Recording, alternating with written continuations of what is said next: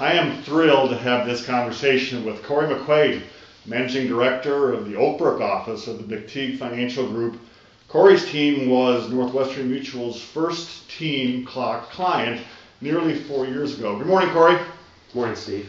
So let's look backwards. Over the past 4 years, your team has engaged 3 rounds of team clock assessments and implemented a number of recommendations. Can you walk us through this experience and talk about the impact these efforts have had on your business results? Sure, Steve. First of all, it's been a great impact, and I've really enjoyed working with you over the years. It's been a lot of fun for us and our team. So thanks, first of all. You're welcome. So we started working with Team Clock back in 2009 and 2010. And our first engagement really with Team Clock was identifying the ideal candidate to be successful. Certainly the home office provides guidelines for that. We intuitively have guidelines of what we think are, but what we were trying to do is truly find some more intangibles that we could really measure. So we explored that in 2009 with Steve as he facilitated a meeting with our team and some of our key leaders, and what we discovered that there really were 4 to 5 key things that really make a candidate ideal. Number one, we look for a history of resilience. That is number one. Have they been resilient in the past? Had they overcome a significant obstacle? Could be personally, could be professionally. How do people bounce back? And we all know how important resilience is in our business. The second thing is, do they have a history of leadership? You know, are they the go-to person? Were they captains of their sports teams or leads in the play? But are they that go-to person? Maybe it's the go-to person for their family or their business or in their career. Do they have a history of being that leader, that go-to person? The third thing is, do they have a history of putting a cause above themselves? That is a big deal, because we know in this business, if we're truly recruiting servant leaders, we want people that are willing to put a cause above themselves. Meaning, do they have a goals and vision that is not only tied to them personally, but tied to other things, and they want to be a part of something, but they are also independent at the same time. So those were 3 of the main components. The last component we identified is, are they truly a relationship builder? Do they have a history of building relationships, and not surfacey relationships, but real relationships? And are they, again, that go-to person from a relationship standpoint? So in 2009 and 2010, we went out, and really as now we look at candidates, we still look at those 4 things as we explore candidates through our 6-step interview process. Then again in 2011, what we said is, okay, now we have a better idea of who these individuals are that we're looking for, and we really try to stick to that profile. How, when those individuals come in, can we enhance their development experience? So that was the second time we worked with Steve, is not only how could we enhance that development experience for those individual advisors or representatives, but also how do we develop the team to support those individuals?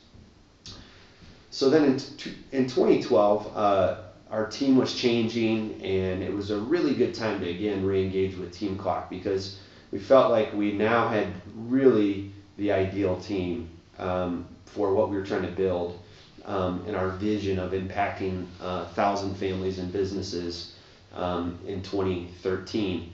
And so at that point in time, what we had to do is figure out what it was going to take to really get us to the next level. And really what that was is an investment in the actual team that we have. Now, I'm not talking RFDs and field directors and CUDs. We always have development plans for them, but the actual support team.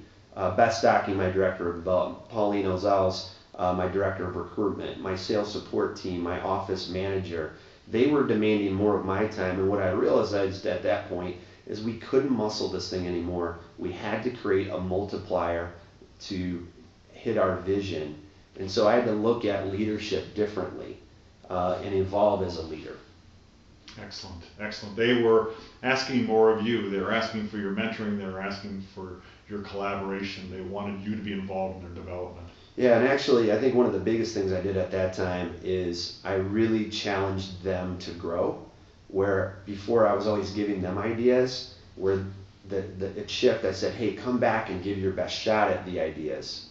And then what I'll do is I'll sit down with you and help you formulate those and round off the edges of those ideas to enhance the experience of them. And one of my good friends, Alex Balin, talks is, the best leaders give leadership away. And that's what we're talking about here, is empowering people and developing them, helping them hitting their goals and dreams personally, but in addition to that, really empowering them to add to the organization. That makes sense. So, as we share your experience with the current and future leaders, what lessons would you want to highlight? What are the train came by. Welcome to Elmhurst. What are the greatest opportunities that come from being a more effective team? I think number one, the greatest lesson I've learned is know exactly where you're at with your team's development. That is a really big deal. Where are you at with your team's development? What are the key needs for you to accomplish your vision of your office? And what are their personal needs as they develop? We've had a nice run with most of our staff and not had a lot of turnover. And one of the biggest things I attested to is our work with Team Clock and understanding how they need to develop, because people really want to grow, and we've got to not only help our advisors grow, but we've got to help our staff grow and our internal team grow. So I'd say that's number one. Secondly, within that is you got to know what you're measuring.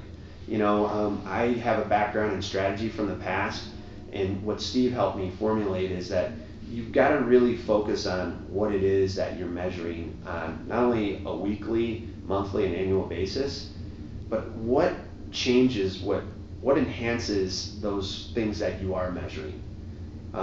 And those things take time. They don't happen overnight. And that kind of goes to my second point is you've got to have the patience to let your culture evolve. If you know you're focusing on the right things, culture change doesn't happen overnight. And in fact, I think where we're at today as an organization of a culmination of the years and years and the intense focus on the type of organization that we were trying to create, which really focuses on our values of accountability, growth, integrity, servant leadership, and enthusiasm. So focusing really on those values, making your decisions around those values, but then also having a vision of what you want the office to become, but also balancing that with knowing that if we help each individual advisor accomplish their vision and our staff members accomplish their vision and their growth opportunities, we don't have to worry about our vision. It will become a reality. And I think the third thing is to be agile and own your development as a leader. I think that's a big thing. You have to take time to think about where you're at and what your organization needs. I think of my career right now as being in really phase 4 of my leadership development. And that looks a lot different than phase 1. And for me now, it's really leading through leaders and continuing to develop my team and create an environment that will create one of the best places to work in Chicago. Thank you, Corey. We really appreciate the chance this morning to learn from your experience. We really appreciate it. Thank you. Thank you, Steve.